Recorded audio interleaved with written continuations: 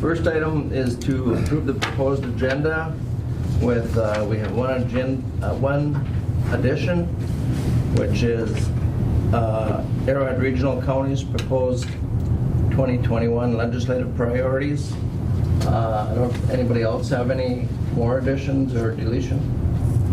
No. I'll move, Mr. Chair. Okay, I've got a motion by Pavlik. Second? Second by McBride. Any discussion? Well, for such a small agenda, we sure got a lot of paperwork. Yeah, yeah. Okay, if nothing else, I'll call for the vote. All in favor? Aye. Any opposed? Motion is carried.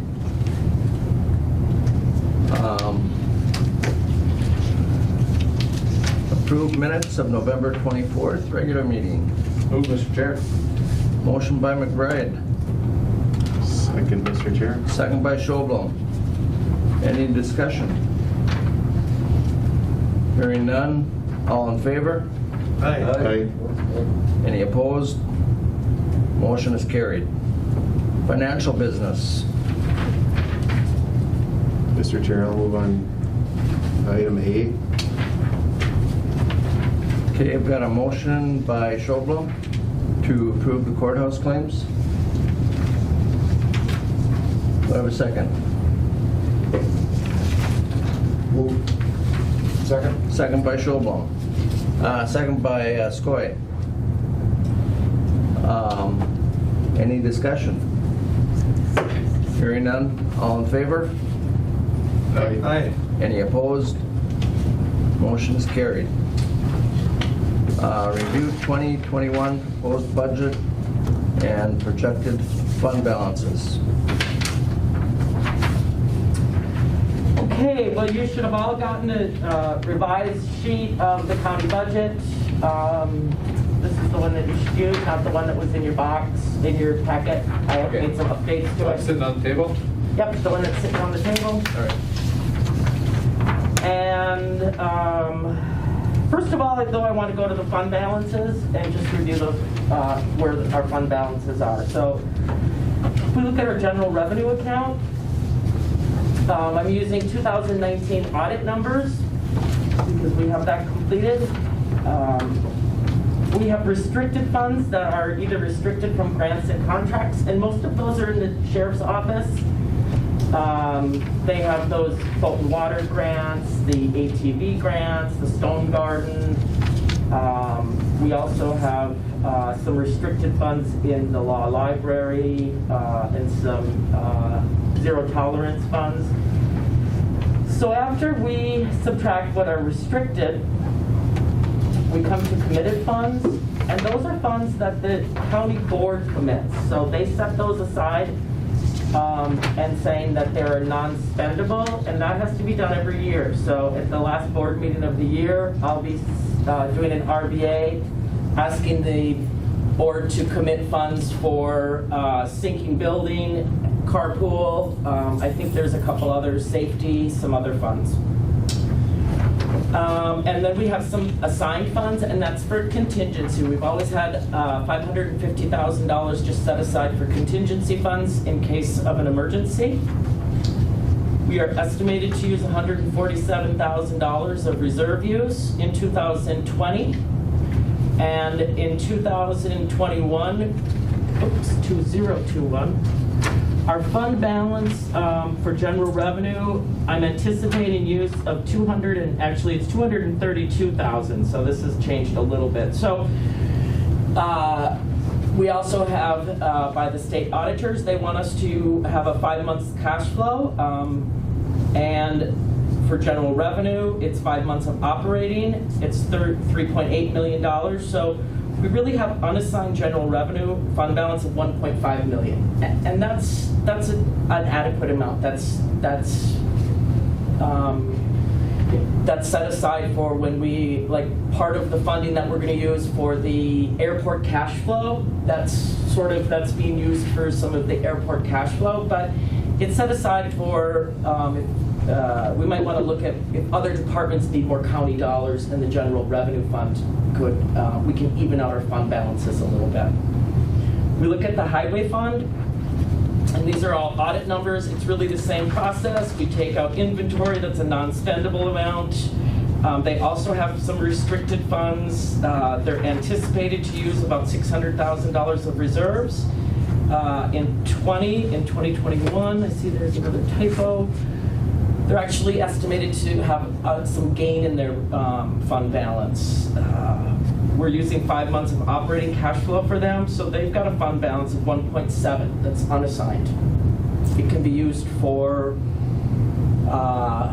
whatever highway, it's assigned to the highway department. It can't be used for general revenue, but it can be used for highway. So that's sort of your thanks. That's your fund balance that's spendable for maybe some specific projects that are not funded by county dollars or CASA funds. One of the things the next one is Public Health and Human Services. Their audit did not show any restricted funds. In 2020, again, another typo. They are going to gain a little bit of reserves. And in 2021, their budget is balanced to zero. So no use of revenues or no use of fund balance at all. All of their revenues equal their expenditures. And that was an adjustment that I made just last week. It's a preliminary adjustment. The board will have to approve the allocation of those tax dollars, with the final budget. We look at environmental services, and their fund balance was 1.6. They've got restricted funds. AIS funds are now included right within the environmental services budget, and most of those restricted funds are made up of AIS funds, aquatic invasive species, and then they've got some small septic grant funds that are also restricted. In 2020, they're budgeted to use significant reserves of $744,000, and in 2021, I don't know if I've updated these numbers since I've switched it around. Yeah, that's an updated number. They're going to use an additional $681,000 of reserves, 5 months of cash flow, so they actually have a negative fund balance of about $1 million. And this is one of my concerns, and we talked about that a little bit at the end of the last board meeting. This cannot be sustainable long-term, so what we're going to have to do is either allocate more county dollars, tax dollars to environmental services to get their fund balance where it needs to be, and I really like the thought of maybe dedicating some certain revenues to that department ongoing, so they can always work on balancing their budget each year. One of the things that affected their budget and highways budget for that matter is our tax forfeited apportionment, the trust fund from the Land and Forestry Department. Those revenues are predicted to be considerably less than they have been for the a little bit less than last year and significantly less than what we received in 2019. Commissioner McBride.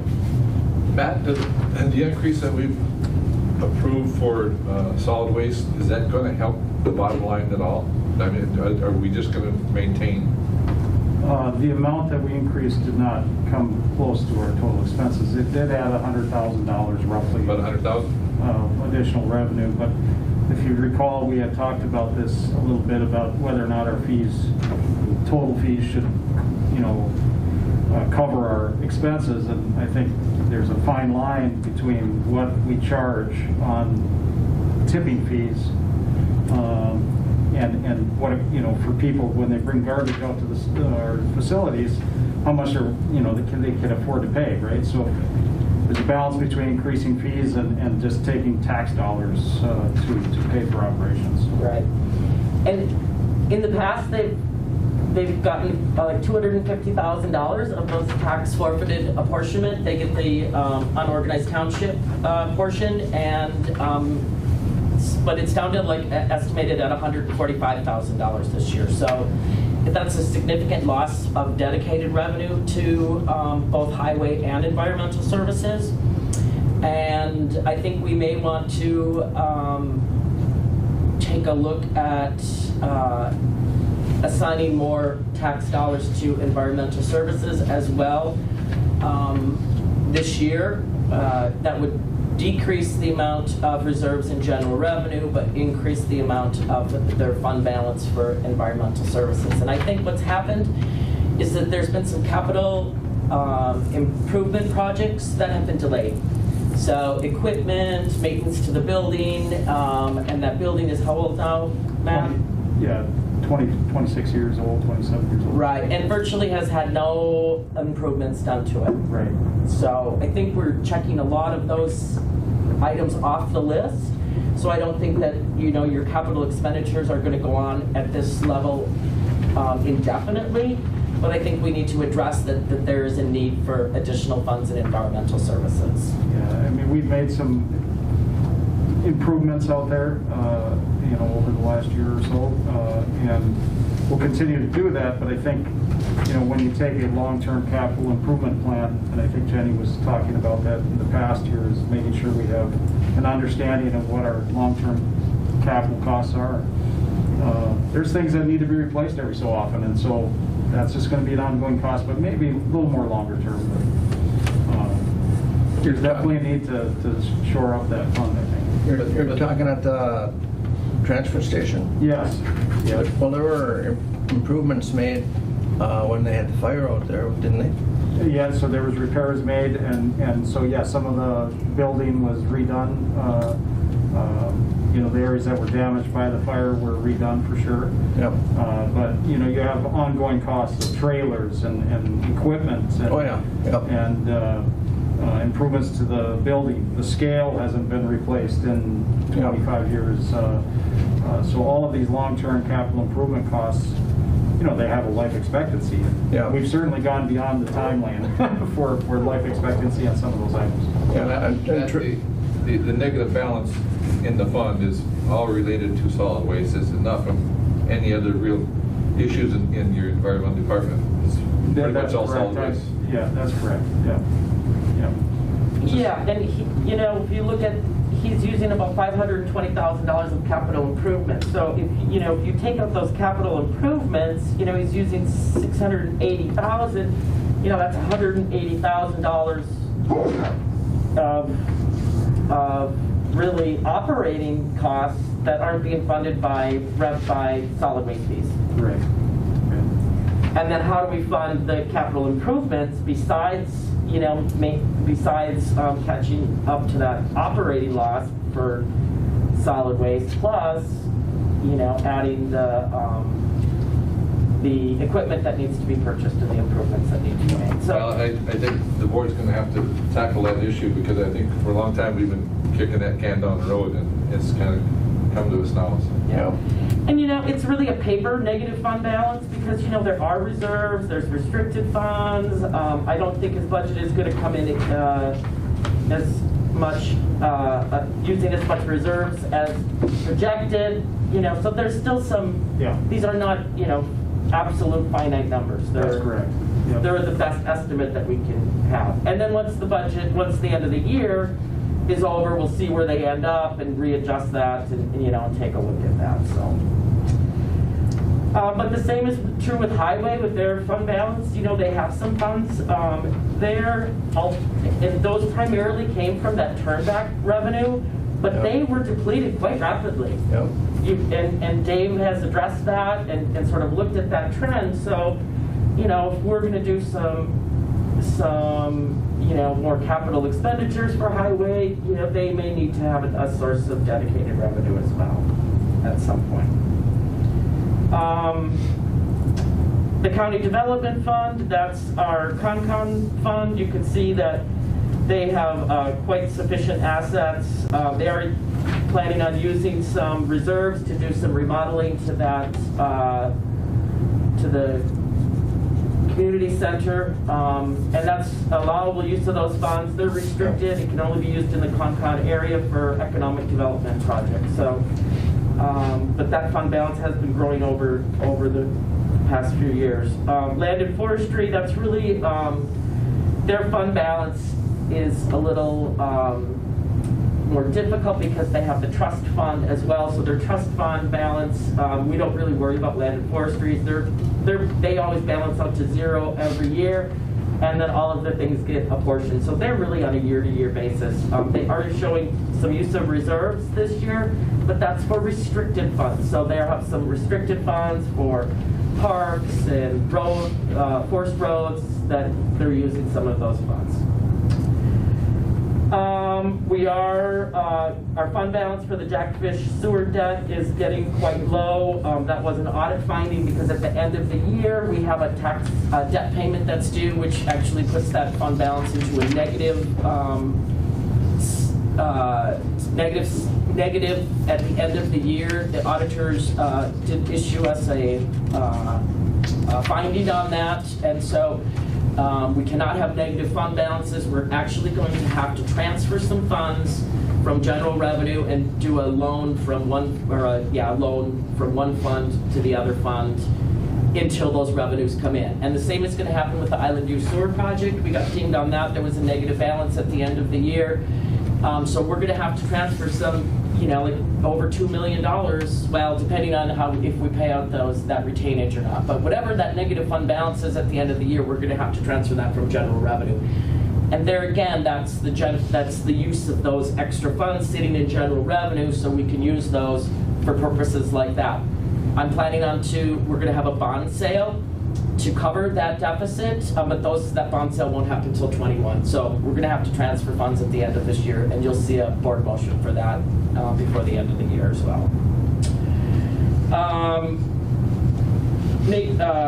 Matt, you and I will have to look at that fund balance in the Island View, the Island View Sewer project, that fund balance, and see what's going on there exactly, because that may affect the amount that we bond for.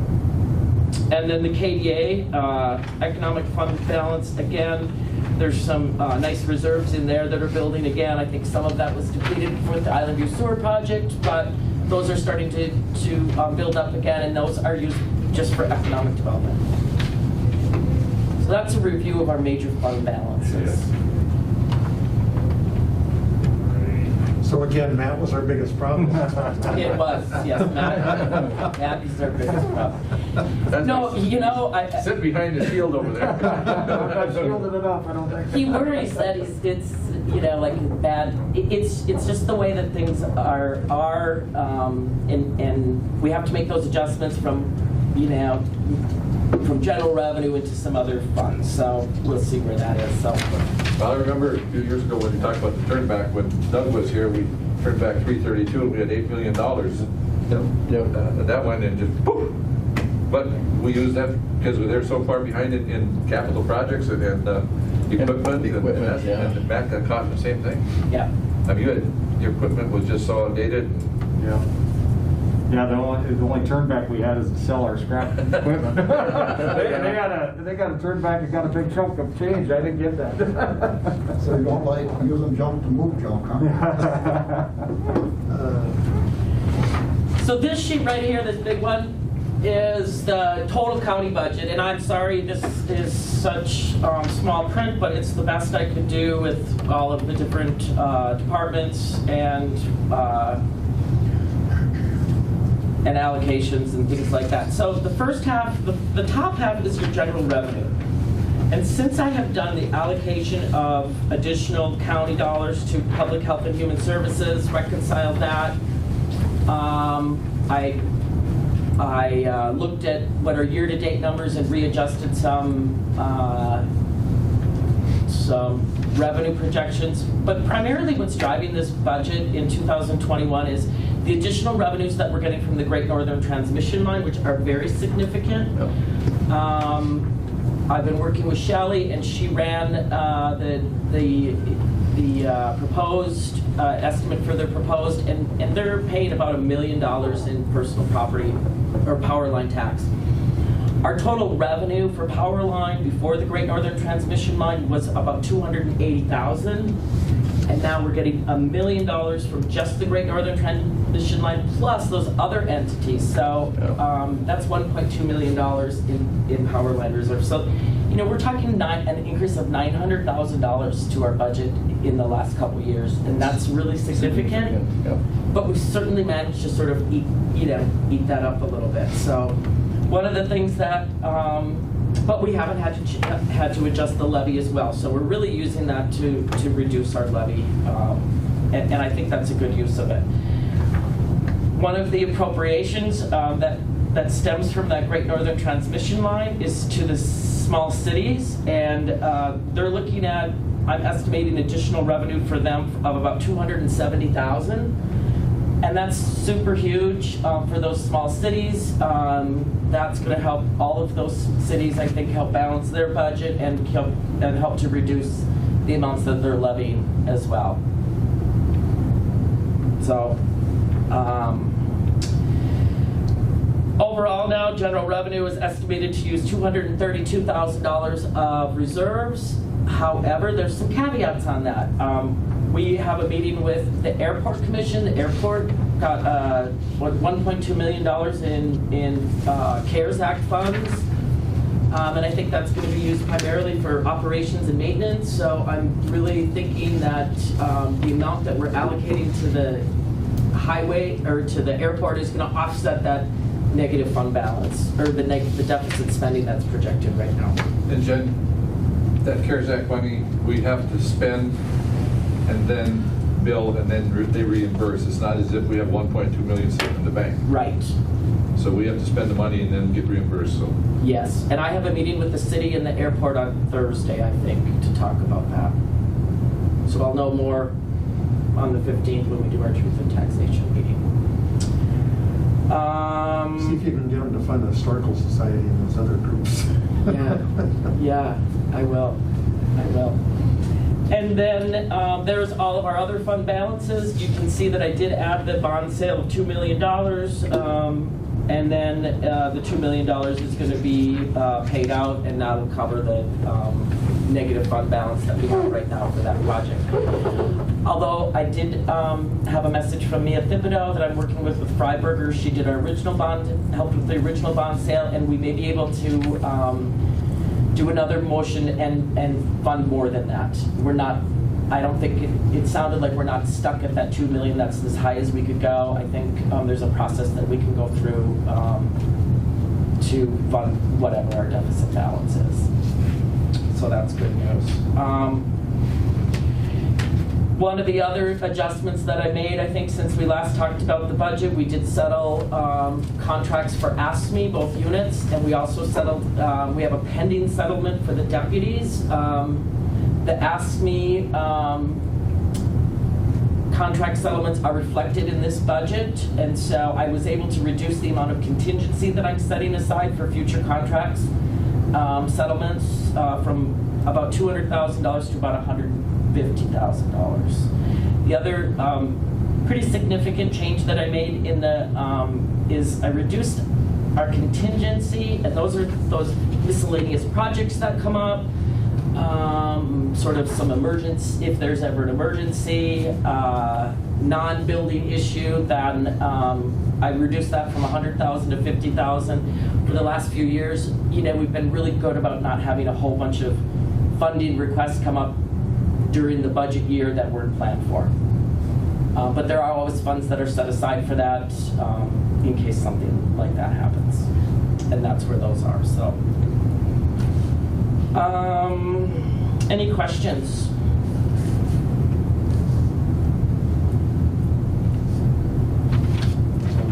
Okay, I'll put together a little summary for the Truth and Taxation meeting on the 15th.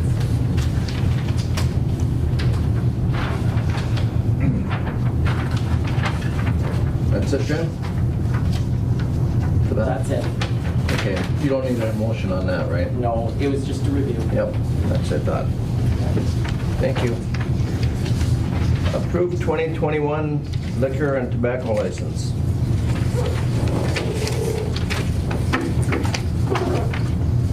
Oh, Got a motion by Skoye, second by Pavlik. I don't smoke, but I'll make the motion. The other part, you eat. You know, it balances. All right, any discussion? Hearing none, all in favor? Aye. Aye. Any opposed? Motion's carried. What are we doing on time?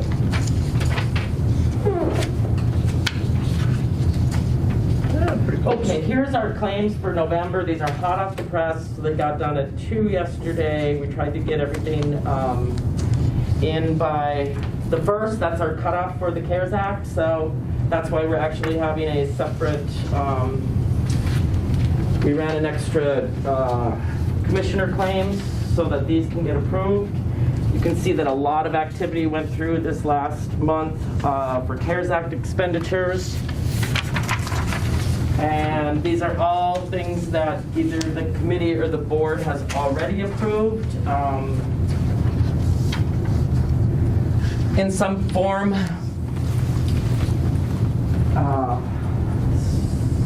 So you can see there's $316,000. A lot of that is IT that has come in.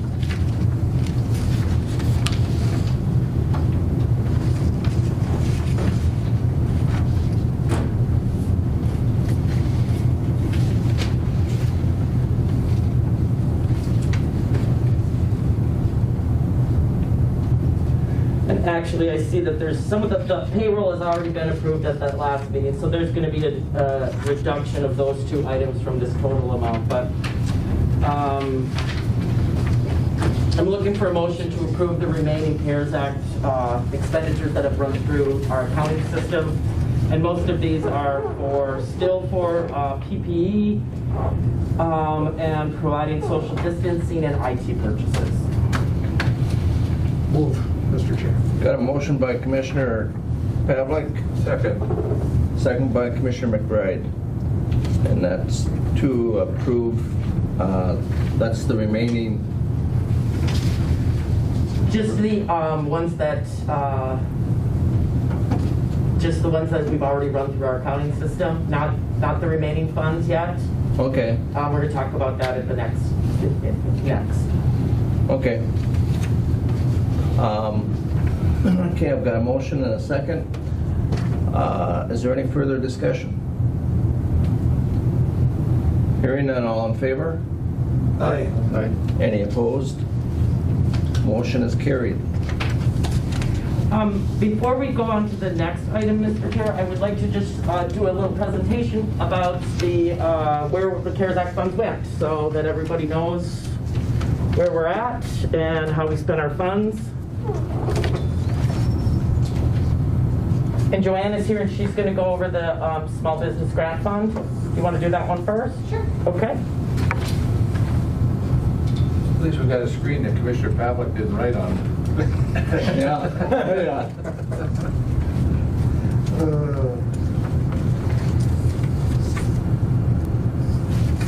It's hard to see. Maybe turn the lights off there. That's better. Much better. Yep.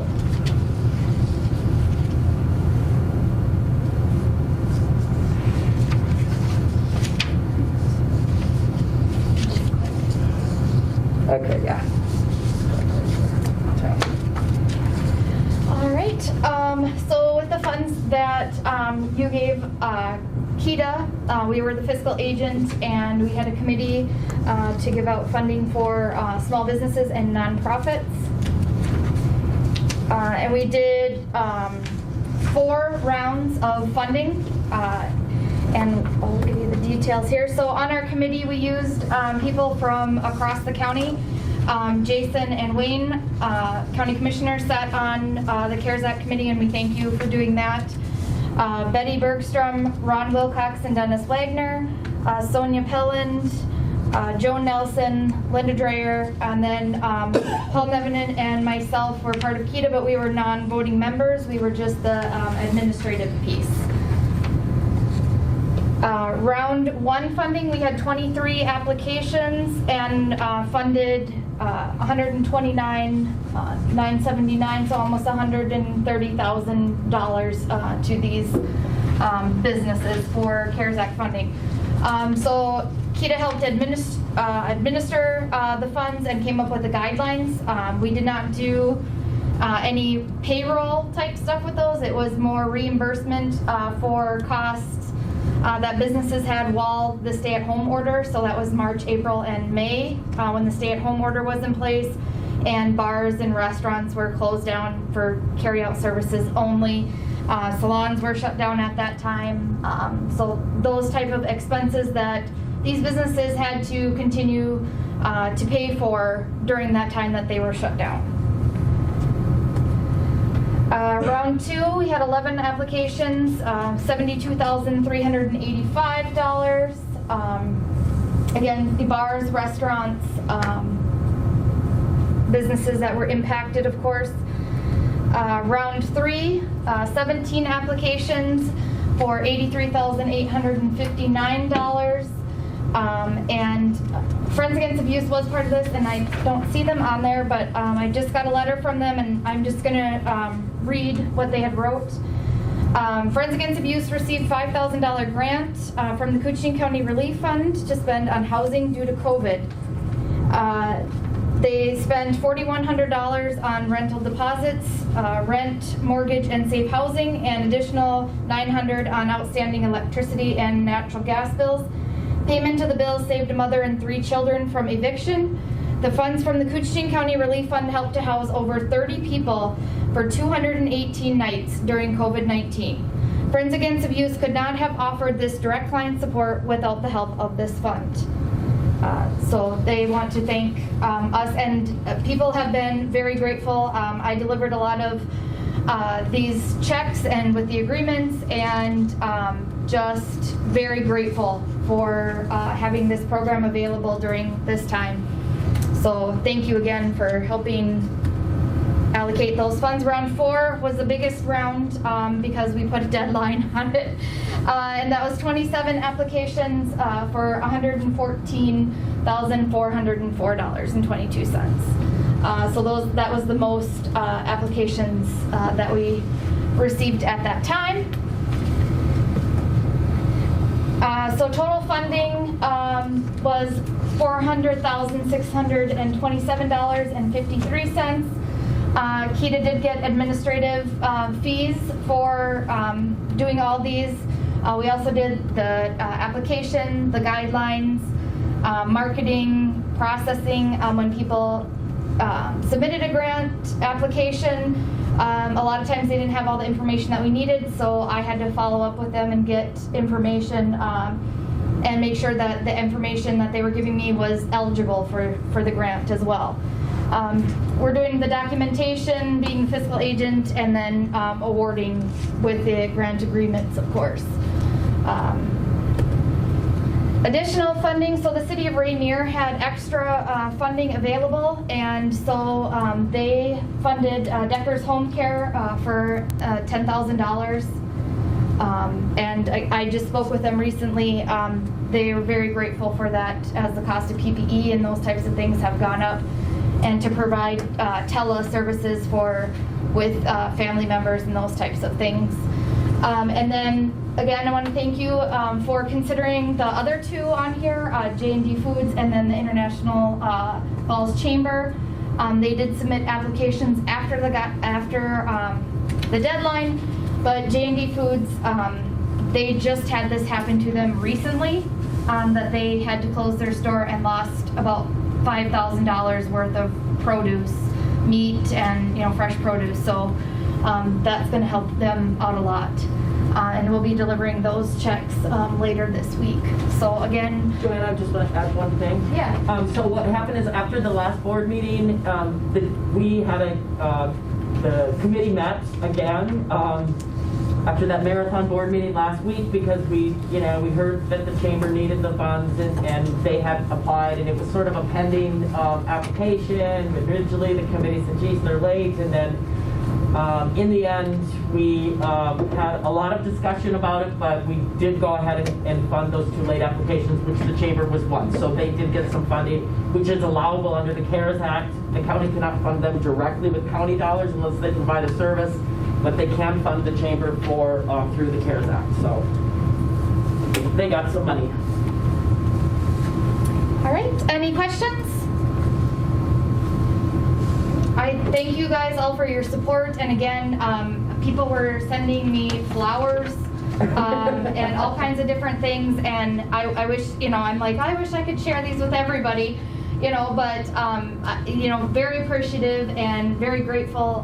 Some people were almost grateful to tears for this money, so I thank you guys for letting us do this. You guys did a great job. They did, and I wanted to add that, they, before we even had the CARES Act funds in our hands, they had started to put together the parameters, the outline, and they coordinated those meetings really quickly. Applications came in and went out, and I think they acted as quickly as they could have, and there were some good programs funded, so. Yes, thank you guys very much. I think Joanne deserves a big round of applause for the work that she did. I mean, there were so many people out there that did not understand what was going on, and so she had personally had to sit down and help them fill out their applications and along trying to keep your other work going too. So, I mean, thank you for what you did. I know it was a big effort by you. Thank you. Yeah, it's much appreciated, and it made what they did and what we did with the school districts and everything, made a big difference in a lot of people's lives. So. Went to schools. Yep, I'm going to talk about now what the committee did. That was sort of a subcommittee, and then this is where all of the county dollars. Can we turn the lights down again? Oops.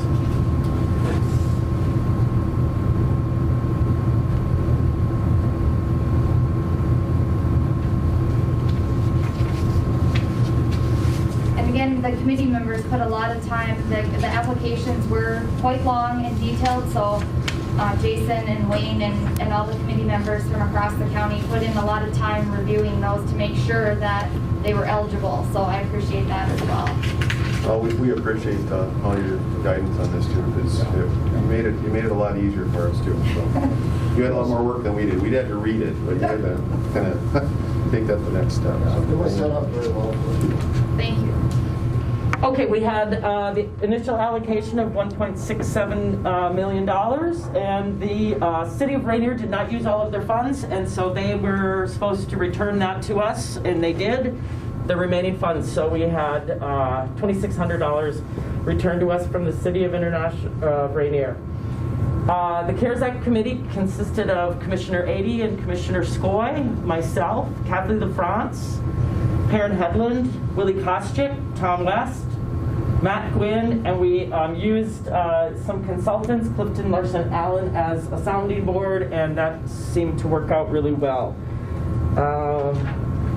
One of the things that I did want to point out are all the meeting dates we had, and this is significant, I think, because we spent a lot of time and we're very thoughtful about the requests that came in, and there was a lot of discussion, and I think the committee made some really good decisions and went in a good direction. This was our original allocation, and then there's going to be a comparison, sort of where did we end up. When the committee first met, we wanted to be driven by what the needs were in the community. We sort of initially said, you know what, we don't want to keep any of the funds, although it was allowable under the CARES Act. We could have kept almost all of the funds for payroll costs, but the thought was that there's a whole bunch of people that are in need right now, and I think that we saw that as the process progressed. So some of these allocations changed. So we thought the small cities, those were the populations under 200. They were not given an initial allocation.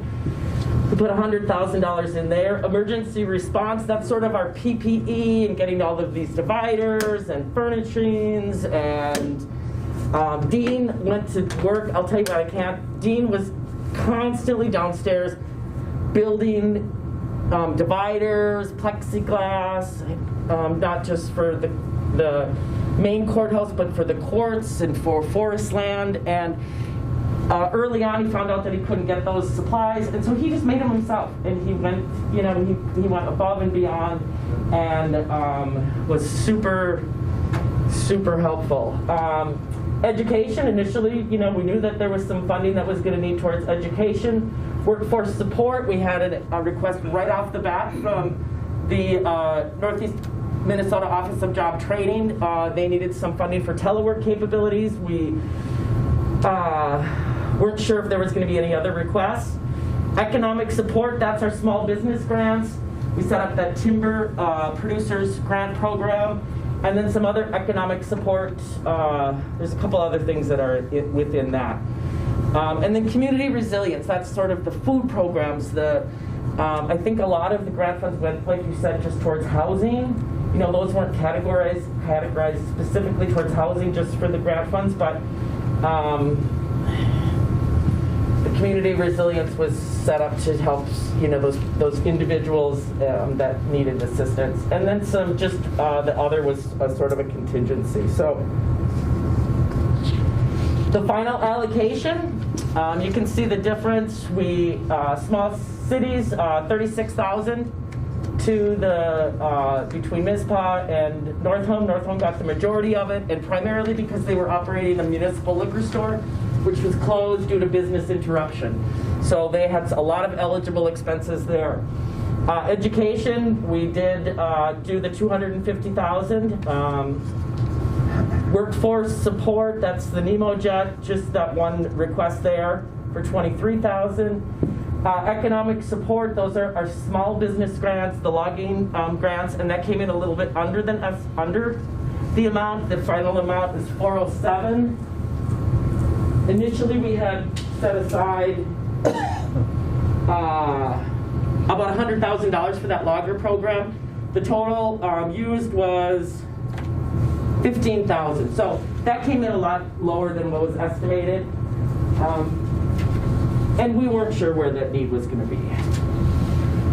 And then community resilience, in the end, it came pretty close to that 250,000, 225. And then the other, we sort of have some money that's left to be determined, and we'll go over that next. But the committee did use the consultants from Clifton Larson Allen. There was very strict requirements that needed to be met. We weren't funding frivolous things that people didn't need. It had to be necessary, it had to be reasonable, it had to meet the but-for test. If it wasn't for the CARES Act funds, would you still do this project? And so all of those things were considered, and I think we were pretty conservative in when we looked at that. And of course, it had to occur between a certain date and meet those other guidelines. Minnesota management and budget, initially, they kind of threw me off a little bit, because initially they had like 5 categories, and so I tried to mimic their categories for reporting purposes, but then they changed them all. So they had a whole bunch of other different categories that were a little bit more detailed in the end. This is where our funding went for expenditure by their categories. So we had administrative expenses of $53,000, almost $54,000. And those were things like the consulting fees, advertising that we had to do for closures, printing of signs. We had Willie Koochiching, we've approved an extra $3,000 a month for him. Those were administrative type costs. Economic support, other than small business paid leave for public employees. Those costs include the allocation that we gave to the Little Fork for their ambulance repairs, the allocation to North Home, and then also paid and sick medical leave for public employees. And right now, I think that amount is under $40,000, and that's some additional sick leave that we had to get that was mandated by the federal CARES Act. They mandated that we provide 2 weeks of additional sick leave due to COVID. And we've only approved unbudgeted payroll, that's sick leave, through October. And this month in November, we've got a handful of people that are using that sick leave. And we'll probably continue to use it through December 31st. It expires as of December 31st. Facilitate distant learning, I actually bought off $1 on that, I don't know, but that was $250,000. Food programs, we saw that there's a huge need for food programs. Community Citizens for Bacchus, and the food shelf, and I think they're seeing even a greater need and an increase in folks coming. Housing supports, those were the individual housing support grants for emergency shelter, food, rent payments that were past due, utilities, and that was done through Public Health and Human Services. Improving telework capabilities for public employees, that's probably our largest internal cost. So of all of the funds that we received, those did stay internally and to use for IT purposes and getting everybody set up to work from home. Personal protective equipment, that's all of the things that we had to purchase for cleaning supplies, barriers, improvements to facilities, things like that. And then there's a final small business assistance grant of $407,000. That includes the grant funds that we were distributed through KETA, and then also the small logger program. So I just wanted to do it as a percentage so you could see that a little bit better. So improving telework capabilities at 16% and administrations at 4%. So I guess I would say that less than 20% of the funds that we received kept in were within the county. But all the other funds went out to the community, and that was one of our goals as a committee, to get as much funds out to those people that needed it the most. I thought it would be kind of neat to see a list of all the vendors we used, because even though some of the funds went outside, they went to mostly local businesses. Right there. So I thought that would be a good representation. You see we have unbudgeted payroll there of just $37,000. St. Thomas School got some funding along with the 3 other school districts.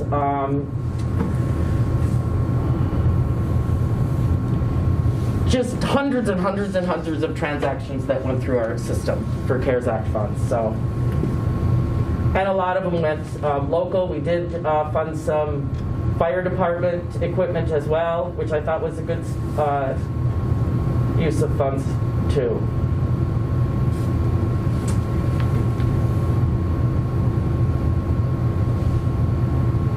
And this is what I'm estimating for remaining funds. I'm only estimating it yet. I've got a couple adjustments I think to make, but the CARES Act committee did recommend that these funds, that the remaining funds be used to meet payroll expenses for employees whose services are substantially dedicated to mitigating or responding to the COVID public health emergency. And that is allowable under guidelines. We don't need to document it. We take 100% of their salaries from the period of March 1st through December 1st.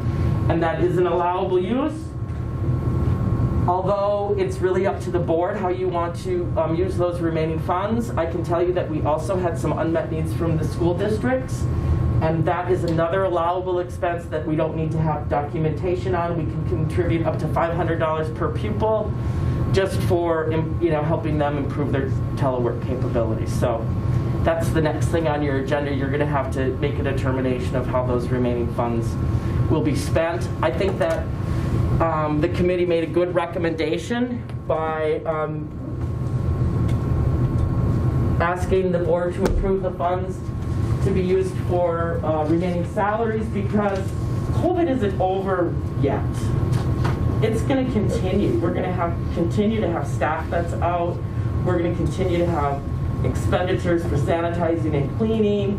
We're going to have people that are absent, and so just because the funds are gone doesn't mean that the county is not going to have any additional expenses. So,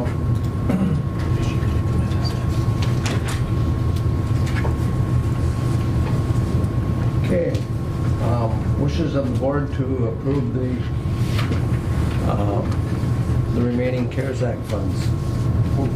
Got a motion by Commissioner Pavlik, second by Commissioner Skoye. Any further discussion? Commissioner? Well, I look at all the work that went into this. I appreciate the committee. Jenny deserves some credit here for, you're the driving force on this, and wouldn't have happened without you. So all in all, I think it's been a great use of funds and probably made a big difference for our organization. Yeah. Thank you, Jenny. Thank you. You're welcome. Any further discussion? So the motion was to use the CARES Act fund for payroll, is that correct? Yep. Okay, thank you. Okay, hearing no further discussion, all in favor? Aye. Any opposed? Motion is carried. And thank you very much. Thank you.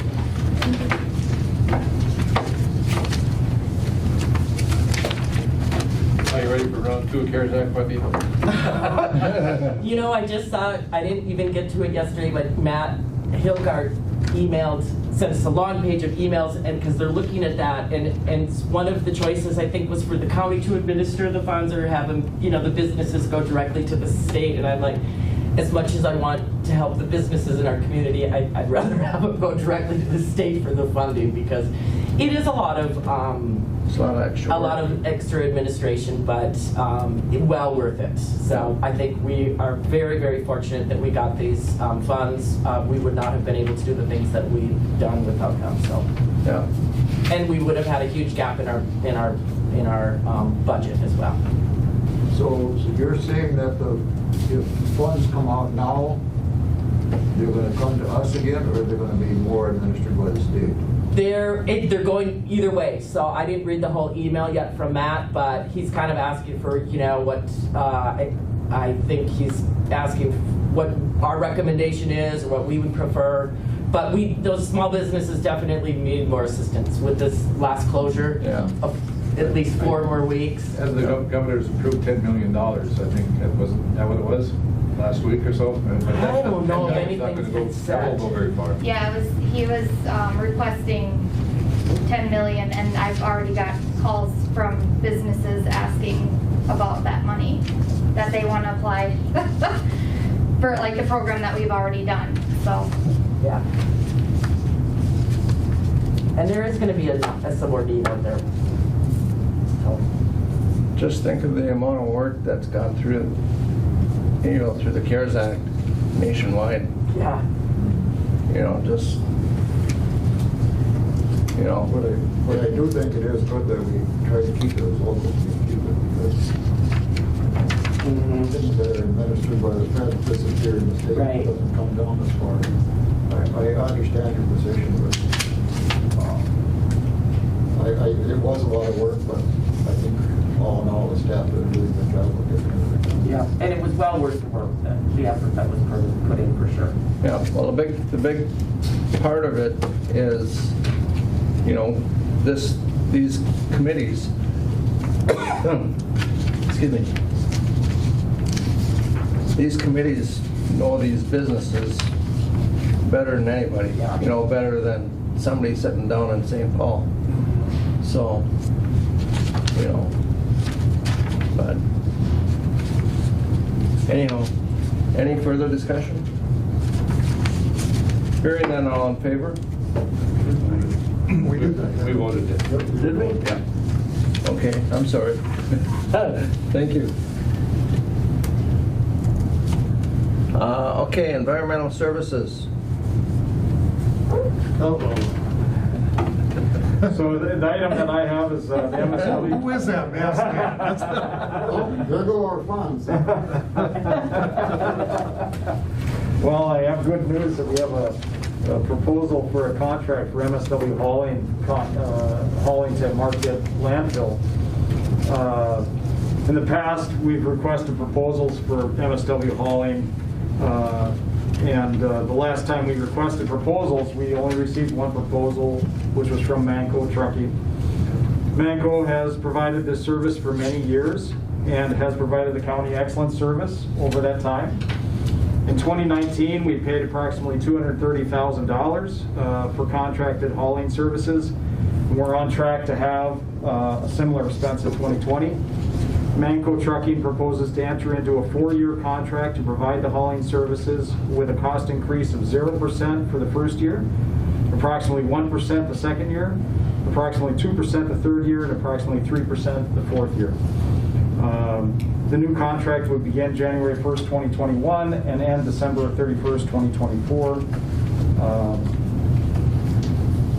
Manco has done a good job in the past, and I would recommend entering into this new 4-year MSW hauling contract. One other item that I had attached, the State of Minnesota Office of the State Auditor's statement of position on county bidding and contract requirements, and solid waste contracts are listed as an exception to the requirements. So entry into this contract would fall under that exception. Move, Mr. Chair. Got a motion by Commissioner Pavlik. Do I have a second? Second, Mr. Chair. Second by Commissioner Schobel.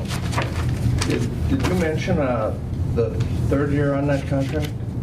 Yeah, so the third year is a 2% increase. Yep, so year 1 is 0%, year 2, 1% increase, year 3, 2%, and year 4, 3%. Okay. And that increase is on the original contract, That's compounded, so Okay. 0, then 1%, and then from that 1%, it's added 2% the next year. Yeah. And then after that is 3%. Yeah. Yep. Okay. I thought I had missed year 3, but Yeah, it started at 0, that's yeah, right. yeah, yeah. I Which got is good. I that. mean, to have no increase, Yeah. to begin with is a good thing. I mean, they're providing a great service. Yep. They do a great job of maintaining our trailers. Yep. And we've been upgrading those. We have like a 12-year rotation. So basically every 2 years we're buying a new trailer. That's why our budget items on some of that expense is Yeah. And a little higher. was it this year or last year that they rebuilt a couple of them for us? That was 2 years. It would be in 2019. 2019. Yeah. Okay. Yep. So and they rebuilt what, 2 of them? 2, yes. Yeah. And so that saved us tons of money from buying new trailers. That's correct. So yeah, a new trailer, we estimate about $90,000 to rebuild those ones. One was like in that $40,000 to $50,000 range, and the other one was $30,000 to $40,000 range. I don't have the exact numbers, Yeah. but it was in that range. So basically, 50% savings Yeah. if you can refurbish them. But once you refurbish them once, we'll see what we can do as we move forward. But Yeah. there is a need to replace them from time to time. But if we can extend the life, that's a great thing. Yeah. Yeah. All right. Any further discussion? Hearing none, all in favor? Aye. Aye. Any opposed? Motion's carried. Thank you. Thank you, man. Good job. Anybody here for public comment? Mr. Chair, Yes? Jen passed out this request from Yes. Falls Hunger Coalition. We did this last year, and the county really responded well. Again, they're asking, we kind of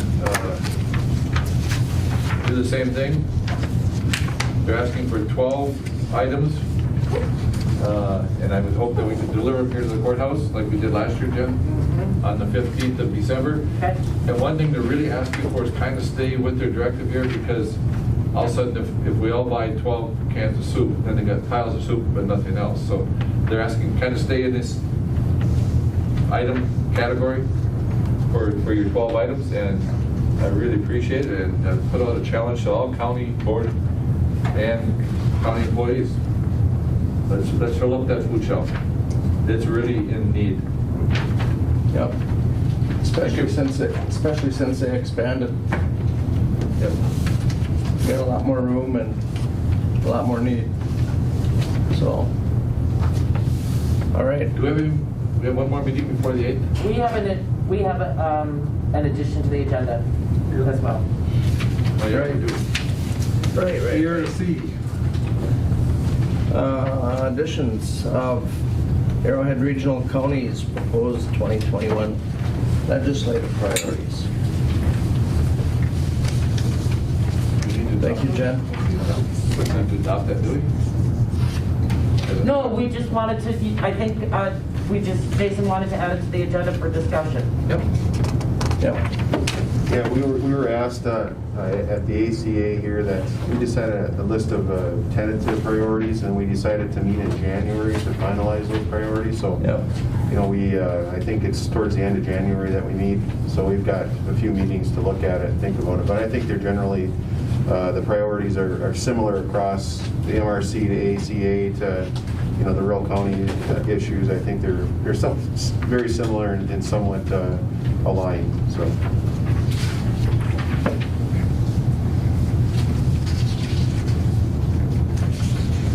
And if there's any thoughts or you know, ideas too, that's.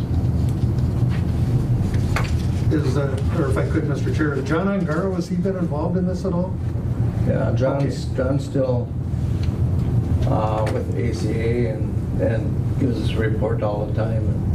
And John, so he's very familiar with all the counties and what, you know, Yeah. so, I mean, that's good. That gives you a center point anyway.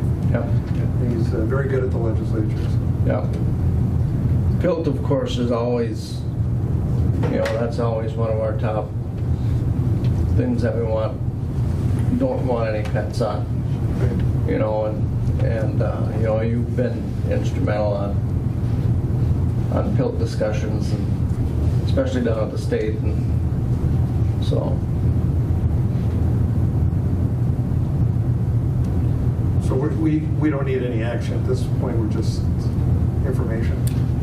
Just information, and if there's any discussion as to what we'd like to see for Cooch County's Priorities. because you know down in the metro area and that they don't know what Pilt is. They don't give a rip about Pilt.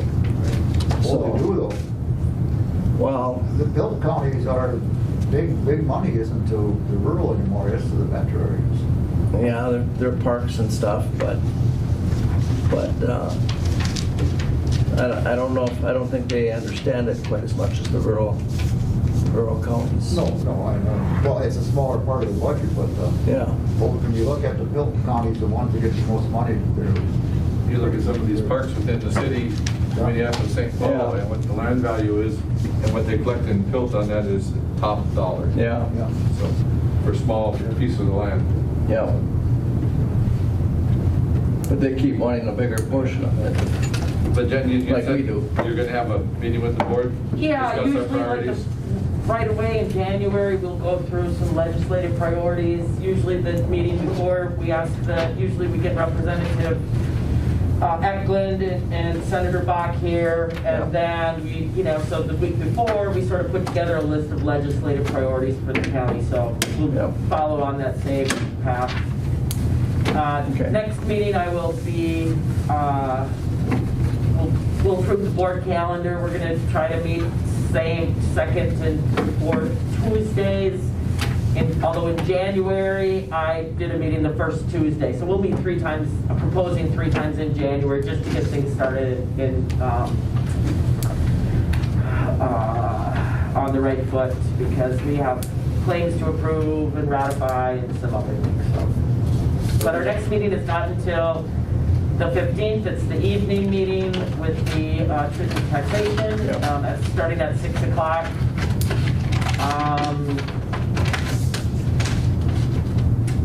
And then I think we have one more meeting, the December 22nd. So just a couple left this year. It's gone by fast. Remember the 15th, bring your food shelf in and just ask Jen to maybe put out a reminder once or twice through an email to county employees.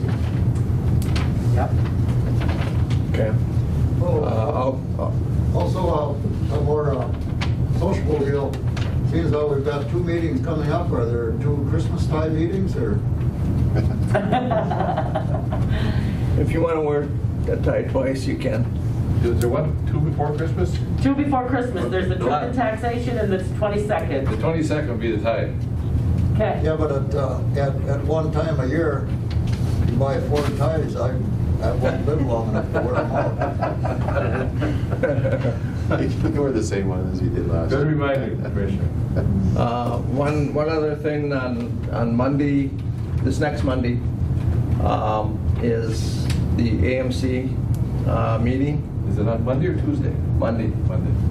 Yeah, and it's 12 to 4 or 1 to 4, I can't remember now, one of those two. But if you have a plan on attending virtually,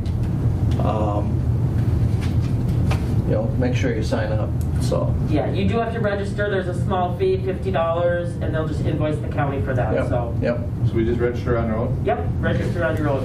All right. Wayne, by the way, your boss stuck her head in here about 5 minutes ago. Oh, she did? Yeah. But she didn't see any chairs, so I don't know where she went. This year I can go to Florida and not feel guilty. Yeah. But What are you? anything else to come before the board? I might leave right after. Hearing none, I'll ask for a motion to adjourn. So move. Motion by McBride to adjourn, Second. second by Mr. Pavlik, Commissioner Pavlik. Second by what's his name there? Yeah. Two guys that want to get All in favor? Aye. Aye. Any opposed? Motion is carried.